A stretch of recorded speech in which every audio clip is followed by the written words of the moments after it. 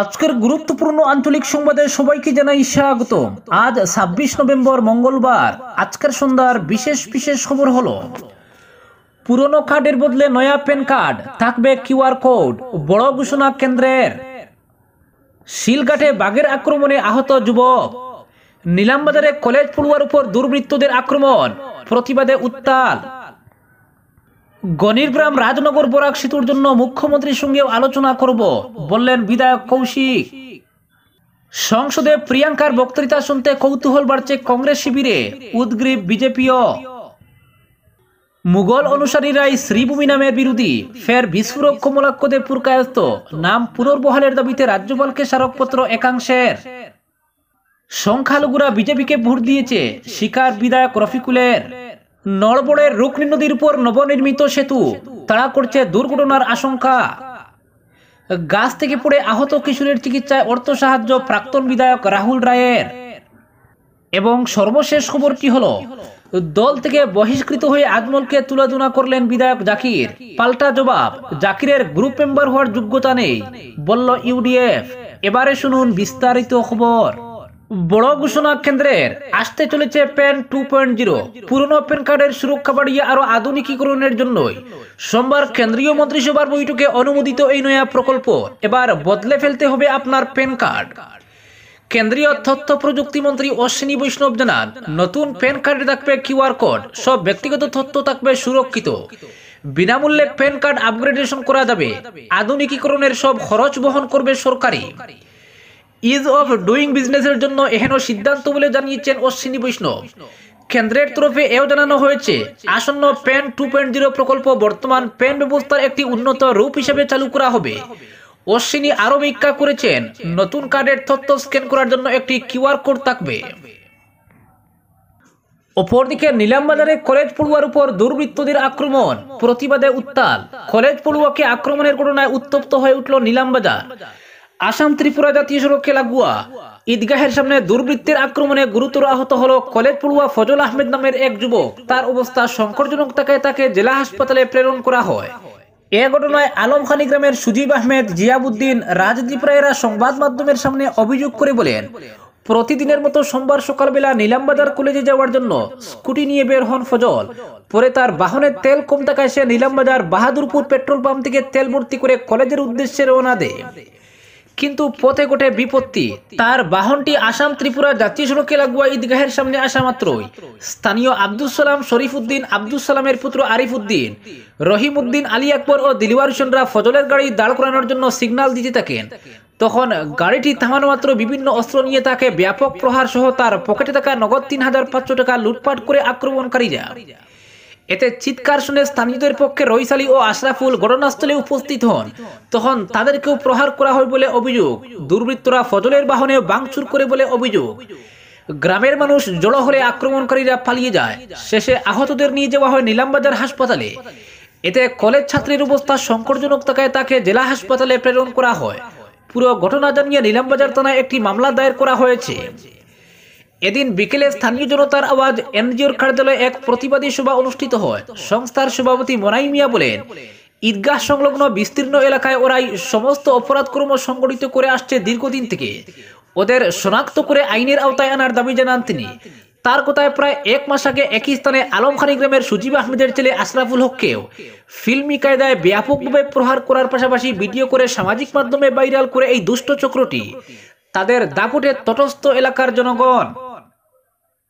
অপরদিকে নওগাঁ জেলার শিলঘাট অঞ্চলে বাঘের উপদ্রব বেড়েই চলেছে। সোমবার বিকেলে শিলঘাটের কলিয়াবর চা বাগানের ৫ নম্বর লাইনে এক ব্যক্তিকে আক্রমণ করে বাঘ। এতে আহত হয়েছেন ওই ব্যক্তি। আহত ব্যক্তির নাম হলো এস্টেটের লাইন টুর বিড়লা মুন্ডা। স্থানীয় সূত্র জানায়, বিড়লা মুন্ডা তার ভাইয়ের সঙ্গে পোষা গরু আনতে যাওয়ার সময় ঘটনাটি ঘটে। বাঘটি বিড়লা মুন্ডাকে আক্রমণ করলে তার ভাই এবং কিছু লোক চিৎকার করলে বাঘটি পালিয়ে যায়। কামাক্কা পাহাড়ের পাদদেশে কলিয়াবর চা বাগানে বেশ কিছু বাঘ রয়েছে। দুদিন আগে শিলঘাটের দেবসাত্র, ডেকিয়াল, কাটিয়ারি ও মিরিবেট এলাকায় বাঘের দেখা মেলে। পরে বাঘটিকে শান্ত করে কাজিরাঙ্গা জাতীয় উদ্যানে নিয়ে যাওয়া হয়। পাথর চুড়ে আহত হয় বাঘটি। বাঘটি বর্তমানে চিকিৎসাধীন রয়েছে। বাঘটিকে কাজিরাঙ্গা জাতীয় উদ্যানে নিয়ে যাওয়া হয়। অপরদিকে গণিগ্রাম রাজনগরের মধ্যে বরাক নদীর উপর সেতু নির্মাণের দাবি নিয়ে এবার লক্ষ্মীপুরের বিধায়ক কৌশিক রায়ের সঙ্গে দেখা করল ডিমান্ড কমিটি। এক প্রতিনিধি দল বিধায়কের বাড়িতে গিয়ে তার সঙ্গে দেখা করে এ নিয়ে বিস্তারিত আলোচনা করার পাশাপাশি বিধায়কের হাতে এ সংক্রান্ত এক স্মারকলিপিও তুলে দেন। বরাক উপত্যকার অন্যতম প্রাচীন রাজনগর ফেরিঘাটে বরাক নদীর উপর সেতু নির্মাণের দাবি আদায়ে দীর্ঘদিন থেকে আবেদন নিবেদন জানিয়ে আসছে Ganigram Rajnagar Barak bridge demand committee. Delhi দিশপুরের নজর কাটতে গত কমাস থেকে লাগাতার একের পর এক নানা কার্যক্রম চালিয়ে যাচ্ছে। প্রধানমন্ত্রী থেকে শুরু করে কেন্দ্রীয় সড়ক পরিবহন মন্ত্রী, আসামের মুখ্যমন্ত্রী, শিলচরের সাংসদ পরিমল শুক্লবৈদ্যের কাছে স্মারকলিপি প্রদান করার পর বিধায়ক কৌশিক রায়ের দরবারে হাজির হন কমিটির কর্মকর্তারা। সোমবার সকালে বিধায়কের বাড়িতে গিয়ে তার সঙ্গে দেখা করে এই দাবি আদায়ে বিধায়কের হস্তক্ষেপ কামনা করেন কমিটির কর্মকর্তারা। দীর্ঘ সময় এ নিয়ে বিধায়কের সঙ্গে আলোচনা করেন প্রতিনিধি দলের সদস্যরা। সেতু নির্মাণের প্রয়োজনীয়তা, উপকারিতা বিধায়কের সামনে তুলে ধরেন তারা। অত্যন্ত মনোযোগ সহকারে প্রতিনিধি দলের কথা শুনেন বিধায়ক। পরে তাদের আশ্বস্ত করে বিধায়ক বলেন এ ব্যাপারে যথাসম্ভব সাহায্য করবেন তিনি। এই দাবি বাস্তবায়নের জন্য কিভাবে কাজ করা যায় তার জন্য আন্তরিকভাবে চেষ্টা চালাবেন। প্রয়োজনে মুখ্যমন্ত্রীর সঙ্গেও আলোচনা করবেন। বিধায়কের কথায় সন্তোষ প্রকাশ করেন প্রতিনিধি দল। গণিগ্রাম রাজনগর এলাকা পরিদর্শন করার জন্য বিধায়ককে আহ্বানও জানান ডিমান্ড কমিটির কর্মকর্তারা। অপরদিকে সংসদে প্রিয়াঙ্কার বক্তৃতা শুনতে কৌতূহল বাড়ছে কংগ্রেস শিবিরে, উদ্গ্রীব বিজেপিও। পুরনো হোক বা নতুন, সংসদের গ্যালারিতে এই দর্শক হিসেবে এতদিন দাদা রাহুল গান্ধীর মোদী বিরোধী বক্তৃতার সাক্ষী হতে দেখা গিয়েছে তাকে। এবার সরাসরি নিজেই নরেন্দ্র মোদীর মুখোমুখি সংসদে নতুন মুখ প্রিয়াঙ্কা গান্ধী। কেরলের ওয়েনার থেকে লোকসভার উপনির্বাচনে জয়ী হয়েছেন সোনিয়া কন্যা। প্রথমবার নির্বাচনী ময়দানে নেমেই বিপুল ভোটে জয়, তাই সংসদে তার বক্তৃতা শুনতে কৌতূহলী রাজনৈতিক মহল। বিশেষত মোদীকে আক্রমণ করে কি বলেন তা নিয়ে আগ্রহ বাড়ছে। দলের মধ্যে তো বটেই, আগ্রহ রয়েছে বিজেপি শিবিরেও। কংগ্রেস সূত্রে খবর, মহিলাদের নিরাপত্তাহীনতার অভিযোগ তুলে সরকারকে কুণ্ঠাসা করবেন তিনি। সরব হবেন মণিপুর ইস্যুতে। প্রশ্ন ছুড়বেন অশান্ত মণিপুরে কেন মুখ দেখাচ্ছেন না মোদী। এতদিন নির্বাচনী ময়দানে প্রধানমন্ত্রী নরেন্দ্র মোদীকে তীব্র আক্রমণ করেছেন প্রিয়াঙ্কা। এবার সংসদের ফ্লোরে দাঁড়িয়ে সেই আক্রমণের পারদ আরো ছড়াবেন তিনি। সংসদের শীতকালীন অধিবেশন শুরু হয়েছে, তবে প্রিয়াঙ্কা গান্ধী সাংসদ হিসেবে আগামী বৃহস্পতিবার 28 নভেম্বর সংবিধান হাতে শপথ নেবেন বলেই দলীয় সূত্রে জানা গেছে। যদিও দিনক্ষণ শুভ মুহূর্ত দেখেই সাংসদ হিসেবে শপথ নেবেন বলেই ঠিক করেছেন সোনিয়া কন্যা। একই সঙ্গে তার লক্ষ্য, লোকসভায় তার উপস্থিতি যেন কোনোভাবে দাদা তথা লোকসভার বিরোধী দলনেতা রাহুল গান্ধীর ওজন না কমিয়ে দেয়। তাই সাংসদ হলেও পরিমিত আচরণে দলের বাধ্য সদস্য হিসেবেই কাজ করবেন। অপরদিকে উপনির্বাচনে সংখ্যালঘুরা বিজেপিকে ভোট দিয়েছেন সে কথা অকপটে স্বীকার করলেন ইউডিএফ বিধায়ক রফিকুল ইসলাম। মুখ্যমন্ত্রী হিমন্ত বিশ্ব শর্মার সঙ্গে সুর মিলিয়ে ইউডিএফ বিধায়ক রফিকুল বলেন, বদরউদ্দিন আজমল বা ইউডিএফ লড়াইয়ে থাকলে বিজেপি লাভবান হয়। উপনির্বাচনে কংগ্রেসের এই অভিযোগ মিথ্যা প্রমাণ করছে। প্রসঙ্গত, মুখ্যমন্ত্রী হিমন্ত বিশ্ব শর্মা রবিবার বলেছিলেন, বদরউদ্দিন আজমল বা ইউডিএফ না থাকলে বিজেপির বেশি সুবিধা হয়। সামাগুড়িতে ইউডিএফ প্রার্থী থাকলে সংখ্যালঘু ভোট বিজেপির পক্ষে লাভ করা সম্ভব ছিল না। তাদের অনুপস্থিতির সুযোগ পেয়েছে বিজেপি। মুখ্যমন্ত্রীর এই মন্তব্যের পর ইউডিএফ বিধায়ক রফিকুল ইসলামের মন্তব্যে প্রশ্ন উঠছে, তবে কি বিজেপিকে সুযোগ দিতে ইউডিএফ উপনির্বাচনে অংশ নেয়নি?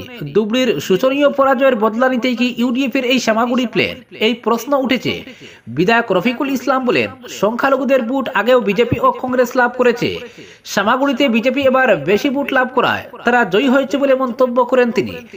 অখিল লুরিনের সমালোচনা করে বিধায়ক রফিকুল বলেন, বিজেপির বিরুদ্ধে বাইরে তারা চিৎকার করলেও ভেতরে তাদের বিজেপি প্রেম রয়েছে। তার যুক্তি, উপনির্বাচনে অখিল গগৈ সংখ্যালঘু অধ্যুষিত এলাকায় সভা সমিতি করে সময় নষ্ট না করে, কংগ্রেসের বিরুদ্ধে প্রচার না করে দলাই সামাগুড়ি বিহালিতে প্রচার চালালে বিজেপিকে পরাস্ত করা সম্ভব হতো।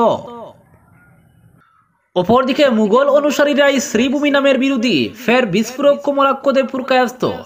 করিমগঞ্জ নাম পুনর্বহালের দাবি জানিয়ে জেলা শাসকের দ্বারস্থ হয়েছেন শ্রীভূমি জেলার একাংশ নাগরিক। এক পক্ষ জেলা শাসকের মাধ্যমে রাজ্যপালের কাছে দাবি জানিয়েছেন, অপর পক্ষ জেলার প্রত্যেক সার্কল অফিসারের মাধ্যমে করিমগঞ্জ নাম পুনর্বহালের দাবি জানিয়েছেন। স্মারকপত্রে তারা করিমগঞ্জের নাগরিক বলে দাবি করলেও তাদের আলাদা পরিচয় রয়েছে। তারা প্রত্যেকেই কংগ্রেস রাজনীতির সঙ্গে জড়িত। অন্যদিকে মুঘলপন্থী মুসলমানরা শ্রীভূমি নামের বিরোধিতা করছেন বলে মন্তব্য করেছেন বিধায়ক কমলাক্ষ পুরকায়স্ত। শ্রীভূমি নাম নিয়ে বিতর্ক অব্যাহত রয়েছে সীমান্ত জেলায়। এই নাম মেনে নিতে পারছেন না জেলার একাংশ। পরিষ্কার ভাষায় বলতে গেলে একাংশ মুসলিম নাগরিক এই নামের বিরোধিতা করে আসছেন। শ্রীভূমি নামের বিরোধিতা করে জেলা শাসক মারফত স্মারকপত্র প্রেরণ করেছেন জেলার একাংশ বাসিন্দা। স্মারকপত্রে কোনো সংগঠনের নাম না থাকলেও তাদের সিংহভাগই প্রত্যক্ষভাবে কংগ্রেস রাজনীতির সঙ্গে জড়িত। জেলা শাসকের মাধ্যমে রাজ্যপালের কাছে স্মারকপত্র পাঠানো হয়েছে। অন্যদিকে একই সময় জেলার প্রত্যেক সার্কল অফিসারের মাধ্যমেও শ্রীভূমি নামের বিরোধিতা করে স্মারকপত্র প্রেরণ করেছেন আরও কিছু মানুষ। তাদের মন্তব্য, পরিকল্পিতভাবে করিমগঞ্জের নাম বদল করা হয়েছে। নাম বদলের জন্য কোনো গণভোট নেওয়া হয়নি। এমনকি ক্যাবিনেট মিটিংয়ে করিমগঞ্জের কোনো প্রতিনিধিও ছিলেন না। করিমগঞ্জের নাম বদল বিজেপির নির্বাচনী ইস্তেহারেও ছিল না। অথচ করিমগঞ্জ নামের পেছনে ইতিহাস রয়েছে। করিম শাহ নামের এক ব্যক্তির নাম থেকে করিমগঞ্জ হয়েছে। ওই ব্যক্তিকে সবাই সাধু হিসেবে মান্য করতেন, তার জন্যই করিমগঞ্জ ভারতের অংশ হতে পেরেছে। কিন্তু আজ পরিকল্পিতভাবে তার নাম বদলে দেওয়া হয়েছে। এখন শ্রীভূমি নামের জন্য মানুষকে আরো যন্ত্রণা পোহাতে হবে, সরকারি কাজে নাম পাল্টাতে হবে। এতে মানুষ বিভ্রান্তির শিকার হবে। ফলে ইতিহাসের গুরুত্ব বিবেচনা করে করিমগঞ্জ নাম পুনর্বহালের দাবি জানান তারা। স্মারকপত্রে স্বাক্ষর করেন আব্দুল হাকিম চৌধুরী, আতিকুল বারী চৌধুরী, বদরুল হক, জুনাইদ আহমেদ সহ অন্যরা। এদিকে শ্রীভূমি নাম বদলের দাবিদারদের এক হাত নিয়েছেন কমলাক্ষ দেবপুর কায়স্থ। তিনি তাদের মুঘল অনুসারী বলে কটাক্ষ করেছেন। কমলাক্ষ বলেন, ভারতীয় মুসলমানরা কোনোভাবেই রবীন্দ্রনাথ ঠাকুরের দেওয়া নামের বিরোধিতা করতে পারেন না। যারা বিরোধিতা করছেন তারা মুঘল অনুসারী। বাংলাদেশে রবীন্দ্রনাথকে অপমান করা হয়েছে। তাদের সমগোত্রীয়রা আসামে রবীন্দ্রনাথের দেওয়া নামের বিরোধিতা করছেন। শ্রীভূমি নামের সঙ্গে উন্নয়ন প্রসঙ্গ টেনে আনছেন। প্রকৃত ভারতীয়রা রবীন্দ্রনাথের দেওয়া শ্রীভূমি নামের পক্ষে রয়েছেন বলে মন্তব্য করেন কমলাক্ষ দেবপুর কায়স্থ। অপরদিকে নড়বড়ের রুকনি নদীর উপর নবনির্মিত সেতু তাড়া করছে দুর্ঘটনার আশঙ্কা। শেরখান সড়ক সংযোগকারী রুকনি নদীর উপর নবনির্মিত কাঠের সেতুটি অত্যন্ত নড়বড়ে বলে অভিযোগের আঙ্গুল উঠেছে, যার ফলে পূর্ত বিভাগের ভূমিকা নিয়ে স্থানীয়দের মনে প্রশ্ন উঠেছে। বেশ কয়েকটি জীবীর কয়েক হাজার মানুষের চলাচলের জন্য 15 লক্ষ টাকা ব্যয়ে নির্মিত সেতুটির নির্মাণ কাজ দেখে জনগণ ক্ষোভ প্রকাশ করেছেন। নিচের দিকে কাঠের খুঁটি থাকলেও উপরের স্ট্রাকচার বাঁশ ও খড় দিয়ে তৈরি করা হচ্ছে। এতে যে কোনো সময় সেতুটি ভেঙে গিয়ে দুর্ঘটনার আশঙ্কা করছেন স্থানীয়রা। কাঠের সেতুর মাঝখানে বাঁশ দিয়ে টেস্ট দেওয়া হয়েছে। এমত অবস্থায় কিভাবে গাড়ি চলাচল করবে এই প্রশ্ন উঠেছে। উল্লেখ্য, ভাগা শেরখান সড়ক সংযোগকারী রুকনি নদীর উপর থাকা পাকা সেতু গত 13 সেপ্টেম্বর রাতে ভেঙে পড়ে। এতে চরম দুর্ভোগের শিকার হতে হয় এলাকার জনগণকে। কয়েকদিন নৌকায় নদী পারাপার করতে হয়েছে এলাকাবাসীকে। এরপর 3টি বাঁশের সাঁকো তৈরি করা হয়, যদিও প্রবল জলের তুলে এগুলি ভেসে যায়। পরবর্তীতে একটি সাবওয়ে নির্মাণের দাবি জানান জনগণ, কিন্তু পূর্ত বিভাগের তরফে সাবওয়ে নামের নিচের অংশ কাঠ আর বাকি অংশ বাঁশ ও খড় দিয়ে নড়বড়ে সেতু নির্মাণ করছে, যার ফলে জনগণের মধ্যে বিরূপ প্রতিক্রিয়া দেখা দিয়েছে। শীঘ্রই পূর্ত বিভাগের তরফে সরেজমিনে সেতুর কাজ প্রত্যক্ষ করে শক্তিশালী সাবওয়ে নির্মাণ করার দাবি জানিয়েছেন এলাকার ভুক্তভোগী মানুষ। কারণ সেতু ভেঙে যাওয়ার ফলে প্রায় 15 কিলোমিটার রাস্তা ঘুরে যাতায়াত করতে হয় তাদের। ব্যবসা বাণিজ্য লাটে উঠেছে বলে অভিযোগ করেছেন অনেকে। শীঘ্রই কাঠের সেতুটি মজবুত করে নির্মাণ করতে বিভাগীয় আধিকারিক সহ শিলচরের সাংসদ পরিমল শুক্লবৈদ্যের হস্তক্ষেপ চাইছেন দলাই পাবলিক ডিমান্ড কমিটির সভাপতি আমির হোসেন লস্কর সহ অন্যান্যরা। অপরদিকে গাছ থেকে পড়ে আহত কিশোরের চিকিৎসায় অর্থ সাহায্য রাহুল রায়ের। মানবতাবোধের পরিচয় দিয়ে কাটলিজোড়া আলেকজান্ডারপুর গ্রান্ড এলাকায় মর্মান্তিক দুর্ঘটনার শিকার হওয়া এক কিশোরের পাশে দাঁড়ালেন প্রাক্তন বিধায়ক রাহুল রায়। গুরুতর আহত কিশোর মানস পাল বর্তমানে শিলচর মেডিকেল কলেজ ও হাসপাতালে অর্থোপেডিক্স বিভাগে চিকিৎসাধীন। বরাক উপত্যকার বাইরে অবস্থানরত প্রাক্তন বিধায়ক রাহুল রায়ের নির্দেশে তার ব্যক্তিগত সহায়ক মনোজ চাঁদ সহ অন্যান্যরা সোমবার শিলচর মেডিকেল কলেজ হাসপাতালে ছুটে যান। আহত কিশোর মানস পালের মা বিন্দু পালের হাতে ছেলের উন্নত চিকিৎসার জন্য প্রাক্তন বিধায়কের পক্ষ থেকে নগদ 10,000 টাকা তুলে দেন। প্রাক্তন বিধায়কের অনুরাগী কাটলিজোড়ার সমাজসেবী রতন চক্রবর্তী, বাবু আচার্য, সৌরভ পাল, বিকি উপাধ্যায়, সুমন দত্ত সেনাপতি এবং প্রিয়াংশু চক্রবর্তী প্রমুখ সেখানে উপস্থিত ছিলেন। উল্লেখ্য, বৃহস্পতিবার সুপারি পড়ার উদ্দেশ্যে বাড়ির একটি সুপারি গাছে উঠেছিল মানুষ, কিন্তু দুর্ভাগ্যজনকভাবে গাছ ভেঙে মাটিতে পড়ে যায় কিশোরটি। এতে তার কোমরের ডান পাশের হাড় বিপজ্জনকভাবে ভেঙে যায়। তড়িঘড়ি করে কাটলিজোড়া হাসপাতালে নিয়ে যাওয়া হলেও তার শারীরিক অবস্থা গুরুতর হওয়ার ফলে উন্নত চিকিৎসার জন্য শিলচর মেডিকেল কলেজে রেফার করেন কর্তব্যরত চিকিৎসক। তখন থেকেই মেডিকেলে চিকিৎসাধীন রয়েছেন দরিদ্র পরিবারের কিশোরটি।